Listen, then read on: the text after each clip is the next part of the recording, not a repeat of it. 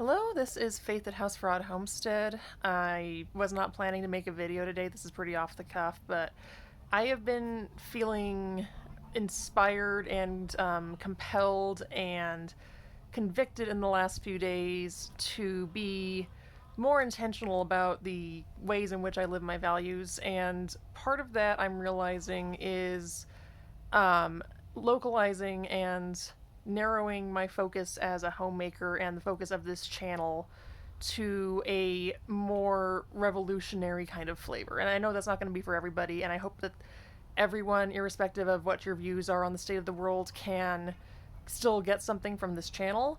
But if you're paying any attention to the state of the world, we're seeing behind the curtain the degree to which present systems are not human focused in any way, shape, or form. And I think the homemaker and the role of the homemaker is going to be more vital, even if it's not spoken of as such, as a fundamental support role in the heavy lifting that we're going to need to be doing to change the world in the way it needs to be changed in the coming years. So I was thinking about what makes a homemaker revolutionary and what role does a homemaker have in a revolution. And I think that is fundamentally three things. That is taking care of ourselves and our household, first and foremost, taking care of our communities, and then questioning consumption and reliance on exploitative systems. So, a lot of what you're going to be seeing on the channel in the coming weeks and months, hopefully weeks, I'm going to try and be more intentional about this, is going to be things of that ilk. Because one of the most important things that we do as homemakers is create an environment that we don't need a vacation from. If you think about what an imperialistic worldview would have us do, it would have us be two income by necessity, both adult parties in a household working exploitative jobs where we're underpaid, and being so fundamentally burnt out that we need to consume in order to subsist. And in a world that would have us be that way, taking care of ourselves is radical. So I'm hoping to have some content about especially homemaking with neurodivergence, homemaking with disability, homemaking with chronic illness, and how to create a home that sustains everyone, including us. And to the point of community, this is something I think is missing from a lot of, especially leftist discourse. You don't have to be on the left to understand this, but we have gotten so siloed. We have gotten estranged from each other in ways that make us vulnerable. And so we almost have a luxury and a privilege as homemakers who don't have as strict of a schedule in many cases to build that community and foster hospitality and networking amongst our immediate peer groups and amongst our neighbors and our local community. And that's how you get little pockets of resilient mutual aid networks, and how you can start collaborating with the people closest to you who are the most impactful to you in a very immediate sense to accomplish something and to resist and to subsist.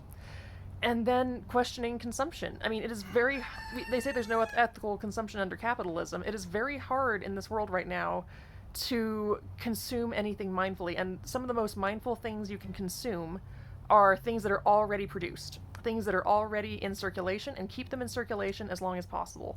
So I'm going to be doubling down for myself and hopefully for this channel on strategies to reduce waste and to keep things in circulation and to avoid purchases from sources of questionable integrity.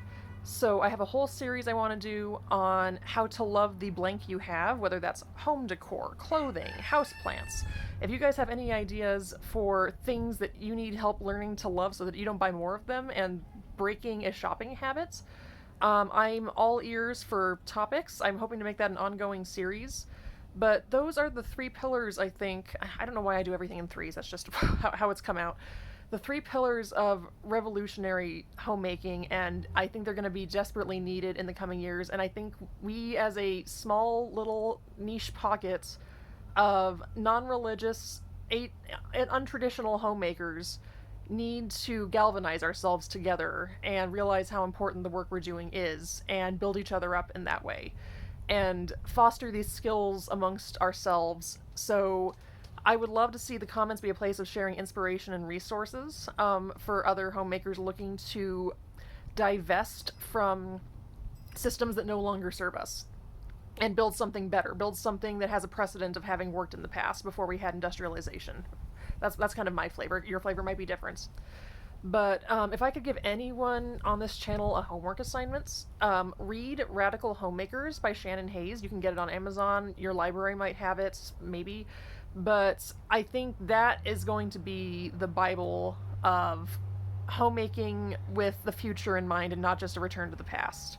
And I think we're going to need that. So, um, with all, you know, my best intentions, I'm going to try to get tactical, practical content on this channel with this theme in mind. And I want you guys to hold me accountable to this because I think this is important. And it's hard not to lose. It's hard to let the trauma and the bullshit of the world not get us down. And it's important, I think, to let it galvanize us and to keep that fervor alive and keep pulling it out of each other and inspiring each other in that way and not resort to despondency. And I think every day that we choose to bake a loaf of bread or tend a garden or not eat out is pulling on the thread of the cloth of a exploitative empire, and we need to keep doing that, and we need to support each other in seeing the value of the work we're doing so that we can continue doing it long term, because that's what we're going to need. So I would love your thoughts on this. I would love resources. I would love inspiration. And please hold me to this. Fervor is easy for me to lose. So, but I think this is a direction that this channel needs to take for me to have any sense of validity to my value systems. So, yeah, I hope to talk to you guys soon. Bye.